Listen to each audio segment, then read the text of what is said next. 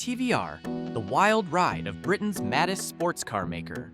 Imagine a car that's part rocket, part beast, and 0% sensible. No ABS, no traction control, no airbags, just pure, unfiltered adrenaline. That's TVR, the British underdog that's been thrilling and terrifying drivers for nearly 80 years. Today, we're diving into the chaotic, triumphant history of TVR motors. Buckle up! This is gonna be a wild ride. Our story kicks off in 1946, right after World War II, in the gritty seaside town of Blackpool, England. A 23-year-old engineering whiz named Trevor Wilkinson, yep, that's where the TVR comes from, sets up shop as Trevcar Motors. He wasn't dreaming of luxury sedans. He wanted to build lightweight sports cars that could outpace anything on the road. Picture this. Britain is rebuilding. Rationing is still a thing. But Trevor, he's scavenging parts, from old Alvis Firebirds and Morris 8s to create his first beast. By 1949, the first true TVR rolls out, the TVR number 1, a tube-frame chassis with a fiberglass body powered by a Ford side valve engine. It was raw, it was cheap, and it handled like a dream or a nightmare, depending on your skill level. Trevor wasn't just building cars.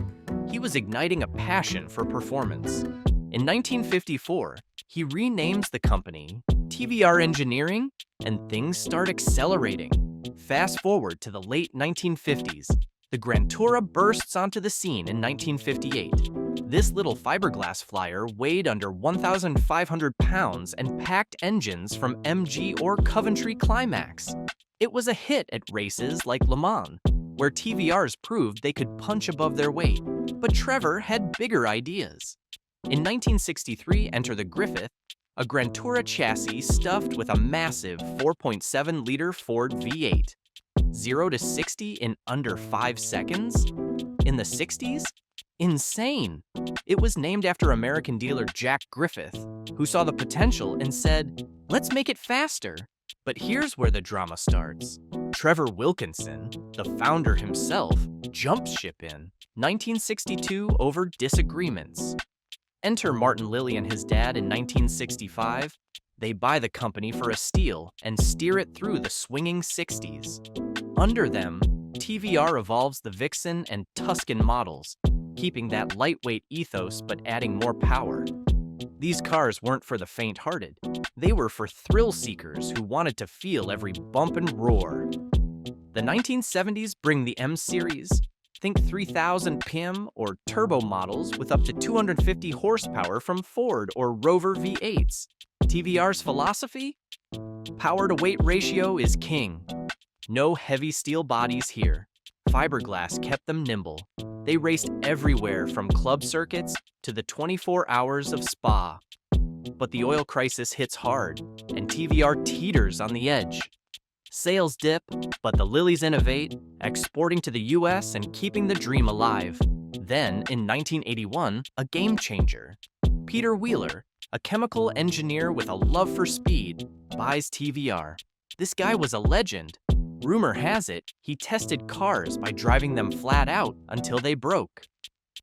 Under Wheeler, TVR enters its golden era. Out with the old, in with the wild. The 1980s see the Tasman, aka the Wedge, with its sharp angles and pop-up headlights. But the real stars? The 90s icons. Behold the Griffith in 1991, reborn with a 5.0-liter Rover V8. 0-60 in 4.1 seconds. No electronic nannies. If you messed up, it was on you. Drivers called it the hairy-chested sports car.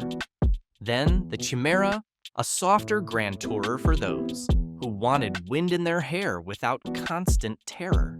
But Wheeler wasn't done. The Cerbera in 1996? TVR's first in-house engine, the AJP8, a screaming 4.2-liter V8 with 360 horses, named after Cerberus, the three-headed hellhound, because why not? And the Tuscan Speed 6 in 1999, straight 6 engine, targa top, and styling that looked like it escaped from a sci-fi movie. These cars were bonkers, lightweight, overpowered, and notoriously unpredictable. Wheeler's motto? If it doesn't scare you, it's not fast enough. TVR built a cult following. Celebrities, racers, everyone wanted one. Production hit highs, with over 2,000 cars a year at peak. But all good things. Well, TVR's story gets bumpy. In 2004, Wheeler sells to 24-year-old Russian tycoon Nikolai Smolensky for $15 million. Big plans. Expand, go global. Instead, chaos. The Tamora, T350, Sagaris, and Typhon launch. Stunning cars, like the Sagaris with its side exit exhausts and alien looks.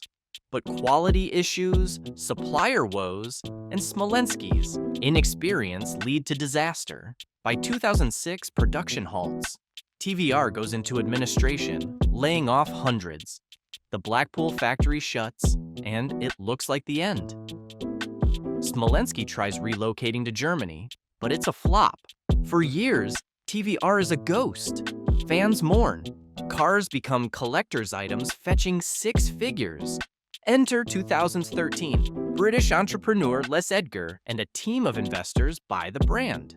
Revival. Time? They announced the new Griffith in 2017, a 5.0-liter Cosworth V8. Gordon Murray. Design 0-60 in under 4 seconds. Delays hit, COVID, supply chains, but production is gearing up in Wales. And the future? TVR teases electric models, staying true to that raw spirit in a green world. TVR's history is a roller coaster of innovation, near-death experiences, and sheer passion. From Trevor's Garage Tinkers to today's high-tech revivals, it's proof that sometimes the craziest ideas drive the best stories. If this fired you up, hit like, subscribe, and let's keep the engines roaring.